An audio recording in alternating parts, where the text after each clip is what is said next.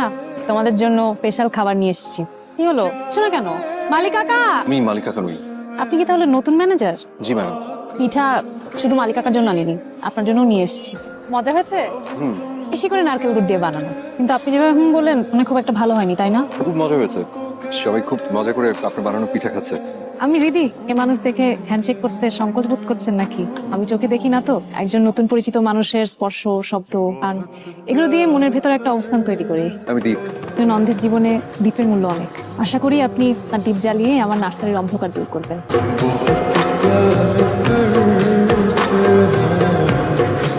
সিগারেটের গন্ধ। দীপ, জি। আপনি কি সিগারেট খান? না সরি, আমি মিথ্যে বলেছি, আমি সিগারেট খাই। নার্সারি আর ফুলের বাগান ভালো হৃদয়ের মানুষের জন্য। যদি ভালো হৃদয়ের মানুষ হয়ে থাকেন তাহলে আর সিগারেট খাবেন না। দীপ, বলুন। আমি আপনাদের মতো একজন ভালো হৃদয়ের মানুষ হচ্ছি। মানুষ চাইলেই খারাপ হতে পারে না, কিন্তু মানুষ চাইলেই ভালো হতে পারে। আমি ঠিক করছি, আমি আর সিগারেট খাবো না। আমি চাই যে আমার এই সিগারেটের প্যাকেট আর লাইটারটা নিজ হাতে ছুঁড়ে দূরে দূরে কোথাও ফেলে দিন। 100%। কত দূর গিয়ে পড়েছে? অনেক দূর। কংগ্রাচুলেশনস। কনগ্রাচুলেশনস কেন? আপনি মাত্র একটা ওয়ার্ল্ড রেকর্ড করেছেন, তাই কারণ আমি শিওর কোনো স্মোকারকে বলার পর এত দ্রুত রেসপন্স করে না, তো কেউ সিগারেট ছাড়তে পারে না। আপনার গিনেস বুক অফ ওয়ার্ল্ড রেকর্ডের নাম লেখানো উচিত। টোটাল আমাদের নার্সারিতে। দীপ, থ্যাংক ইউ। থ্যাংক ইউ কেন? আপনি ওনার মানুষ না, এতানোর মানুষ। আপনার এই ধারণা তো ভুল হতে পারে। আমি ধারণাটা ভুল না, আমি আমার মনের চোখ দিয়ে সবকিছু দেখছি। এমনিতেই চোখে দেখি, এখন পাটাও ভাঙা। মানুষ আমাকে কি বলবো বলেন তো? ল্যাংড়া কানা। আপনাকে একটা প্রশ্ন করি, এত কষ্টের মধ্যে থেকেও আপনি এত হাসি খুশি কিভাবে থাকেন? আমার বাবা সবসময় একটা কথা বলতেন, জীবনে যত কষ্টই আসুক না কেন সবসময় হাসি মুখে থাকবে, তাহলে দেখবে জীবনটা অনেক সহজ হয়ে যাবে। অ্যাক্সিডেন্ট সবকিছু এলোমেলো হয়ে গেল, বাবা মা আমাকে ছেড়ে চলে গেল, আমি বেঁচে গেলাম কিন্তু অন্ধ। আপনার পা ভালো হয়ে গেছে? একদম ঠিক হয়ে গেছে। কতদিন সময় লাগলো? হিসেব করেছেন? দুটো কুপন পেয়েছি, মিউজিক্যাল ইভেন্ট উইথ ডিনার। আপনি যাবেন আমার সাথে? ঠিক আছে, দেখি। থাক, যেতে হবে না। আমরা যাব। আপনি কেন আমাকে মিথ্যা বলেছেন? কেন বলেছেন আমাকে দেখতে সুন্দর লাগছে? আমি মিথ্যা বলিনি, আমি সুন্দর একটা মন দিয়ে আপনাকে দেখেছি, তাই আমার কাছে সুন্দর লেগেছে। জানেন, আজকে অনেকদিন পর আমি অনেক হ্যাপি ছিলাম। আজকের দিনটা যে এরকম আনহ্যাপি হয়ে যাবে আমি আপনাকে আনহ্যাপি হতে দেবো না। ছোট চাচা, আমি আপনাকে বিলিভ করতে পারছি না। সরি, আমি সাইন করতে পারবো না। না, আমি সাইন করবো না। চাচা, আমি সাইন কেন করবো? আপনি এরকম কেন জোর করছেন আমাকে? কে তুমি? আমি দীপ, নার্সারি ম্যানেজার। যা এখন এখান থেকে, পার্সোনাল কথা হচ্ছে। দীপ, আপনি যাবেন না, দাঁড়িয়ে থাকুন। ছোট চাচা, আপনি এখান থেকে চলে যান। আচ্ছা সাইন কর।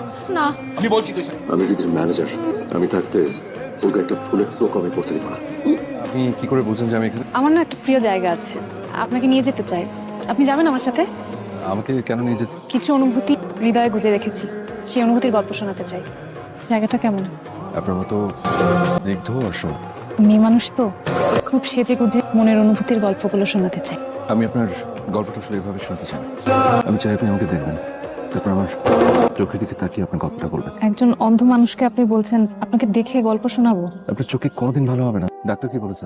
চাচা বলেছে আমি আর কখনো চোখে দেখবো না, ডাক্তার তাকে সে কথাই বলে। দিদি, আমি যদি আপনাকে খুব ভালো একজন চোখের ডাক্তারের কাছে নিয়ে যাই, আপনি যাবেন?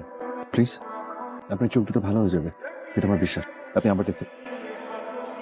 আপনি এখানে বসেন, আমি ভেতর থেকে আসছি। এই যে স্টিকটা। জি।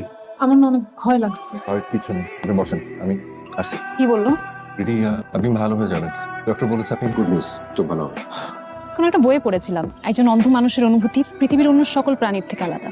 আমি আমার অনুভূতি দিয়ে আপনার সুন্দর একটা ছবি আঁকতে চাই, তারপর যখন ভালো হয়ে যাব তখন মিলিয়ে দেখবো কতটা নিখুঁতভাবে আঁকতে পারলাম। ভালো অপারেশন। তাহলে অপারেশন। আপনি আবার আগের মতো সব কিছু দেখতে পাবেন। আমার অন্ধকার জীবনে আলো হয়ে এসেছেন, তারপর সেই অন্ধকারকে চিরতরে বিদায় করে দিচ্ছেন। এমন একজন মানুষ আমার জীবনে এসেছে, আমি তাকেই সবার প্রথম দেখতে চাই। রিদিমামুনি, ডাক্তার সাহেব বললো নাকি তোমার চোখ খোলা হবে। আমি দোয়া করি। দীপ কোথায়? হয়তো আছে কোথাও। গেল, কল থেকে কোনো খবর পাচ্ছি না। আমার অন্ধকার জীবনে আলো হয়ে এসেছে, তারপর সেই অন্ধকারকে চিরতরে বিদায় করে দিচ্ছেন। এমন একজন মানুষ আমার জীবনে এসেছে, তাকেই সবার প্রথম দেখতে চাই। কেমন আছেন? জি, ভালো আছে। এখন আপনার চোখ খোলা হবে। খুব ধীরে ধীরে এখন চোখ ওপেন করুন। না, আমি চোখ খুলবো না। দীপ না আসলে আমি চোখ খুলবো না। রিদিমামুনি, তুমি চোখ খোলা, তাকাও।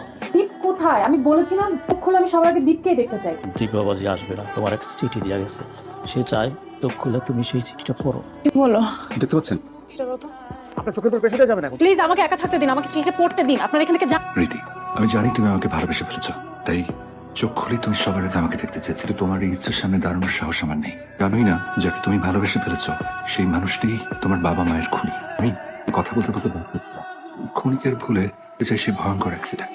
বিশ্বাস করো, আপনার মানুষের সাথে মিশে আমি সেদিন তোমাদের হসপিটালে নিয়ে এসেছিলাম, বাঁচিয়ে তুলতে চেয়েছিলাম, কিন্তু পারিনি। তোমাদের সাজানো জীবন ভেঙে চুরমার হয়ে গেছে। আমি চেষ্টা করেছি যতটা পারা যায় আমার ভুলের মাসুল দেওয়ার। আমি তোমার জীবনে এসেছিলাম একটু হলেও ভুলের প্রায়শ্চিত্ত করতে, সামান্য হলেও ক্ষতি পুষিয়ে দেওয়ার চেষ্টা করতে, একটু হলেও গুছিয়ে দিতে। আমি জানি আমার এই অবদান খুবই তুচ্ছ, তবুও হৃদয়ের নিংড়ে আমি চেষ্টা করে গেছি তোমাকে ভালো রাখার।